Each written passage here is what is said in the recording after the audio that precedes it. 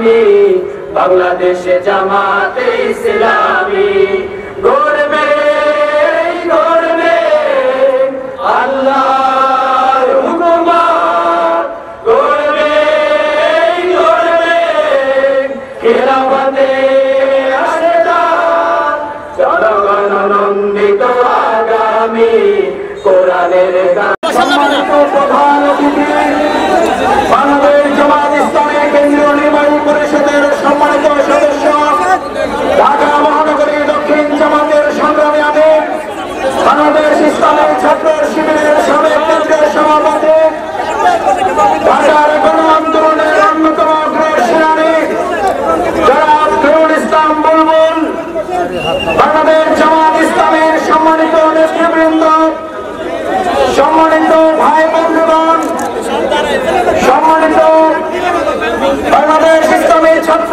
শিবিরের নেতৃবৃন্দ, উপস্থিত সাংবাদিক বন্ধুগণ, সম্মানিত আইন শৃঙ্খলা রক্ষাকারী সদস্যগণ, উপস্থিত সম্মানিত সুধীমণ্ডলী, আসসালামু আলাইকুম ওয়া রাহমাতুল্লাহি ওয়া বারাকাতুহু। অসংখ্য ছাত্র শিক্ষার্থী জনতার জীবন হাত পা চোখ হারানোর বিনিময়ে মুক্ত ফেরির ময়দানে আজকে আল্লাহ সুবহানাহু ওয়া তাআলা আমাদেরকে নতুন বাংলাদেশে নতুন সম্ভাবনা তৈরি করার জন্য ফেরির মুক্ত ময়দানে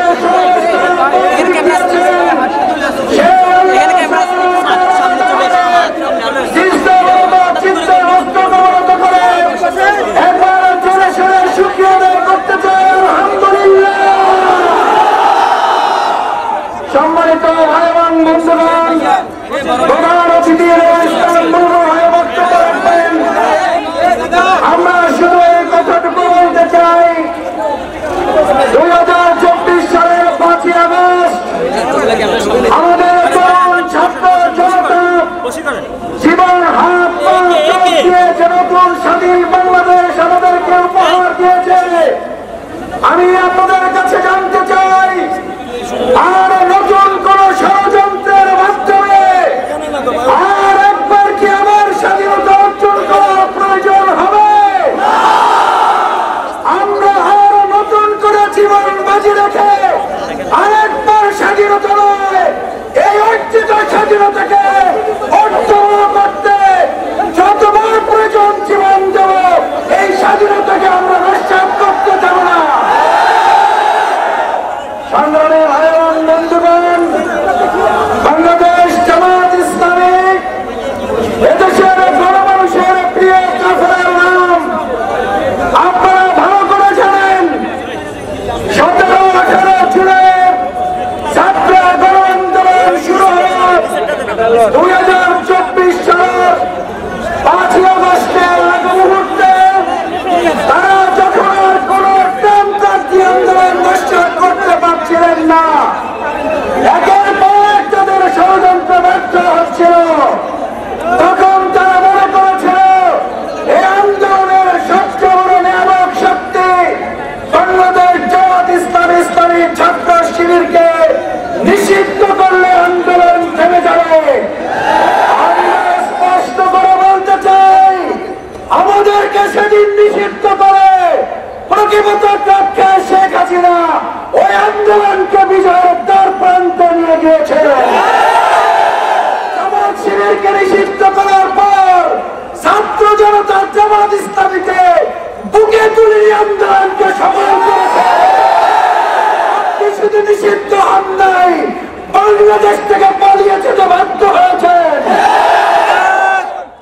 আজ আপনাদের উদ্দেশ্যে শুধু এইটুকু বলে শেষ করতে চাই, ভাই এবং বন্ধুগণ, আমাদের এখনো ভাইদের চোখের পানি শুকিয়ে যায় নাই, এখনো রাস্তায় রক্তের দাগ শুকিয়ে যায় নাই, এখনো কবরের মাটি শুকিয়ে যায় নাই, এখনো ভাইদের কান্না থেমে যায় নাই, এখনো হাতারা ভাইদের কান্না থেমে যায় নাই। এরকম অবস্থায় শেখ হাসিনার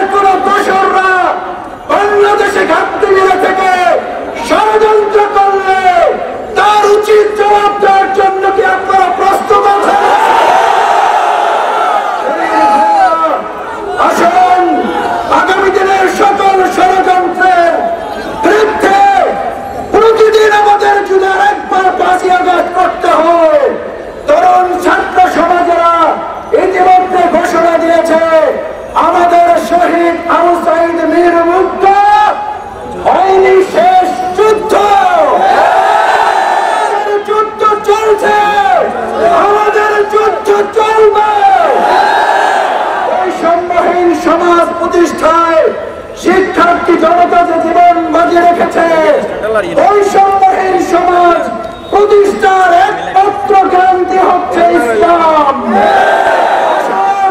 সেই ইসলামী অনুশাসন প্রতিষ্ঠার লক্ষ্যে বাংলাদেশ জামাত ইসলামী জনগণকে সাথে নিয়ে কাজ করছে। আমরা সুখী, সমৃদ্ধ, শান্তিপূর্ণ, অর্থবহ স্বাধীন বাংলাদেশ গড়ার লক্ষ্যে সেই প্রত্যয় নিয়ে কাজ করে যাব। আল্লাহ আমাদের সবাইকে তৌফিক দেন।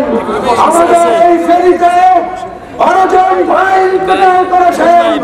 অসংখ্য ভাই জীবনের মুখোমুখি হয়ে গুলিবিদ্ধ অবস্থায় আছেন। আল্লাহ তাদের শহীদ হিসেবে কবুল করেন। আমাদেরকে আল্লাহ তারা সুস্থ করে তাদের পরিবারের কাছে ফিরে আসার তৌফিক দেন। আমাদের তরুণ যুবকেরা, আমার শিক্ষার্থী বন্ধুরা, তোমাদের হাতে নতুন স্বাধীনতার এই পতাকা আমরা তুলে দিয়ে গেলাম। দায়িত্ব কি তোমরা নিতে পারলে? সেই প্রত্যাশা ব্যক্ত করে আবার সবাইকে ধন্যবাদ, কৃতজ্ঞতা জানিয়ে আমার কথা শেষ করছি। আল্লাহ হাফেজ।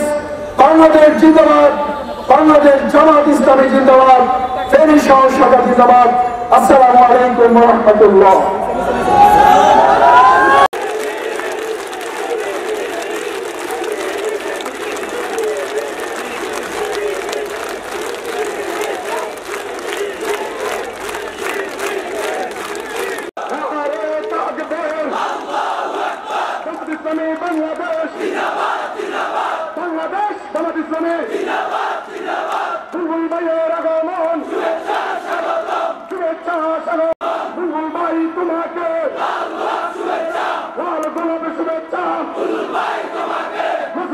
তোমাকে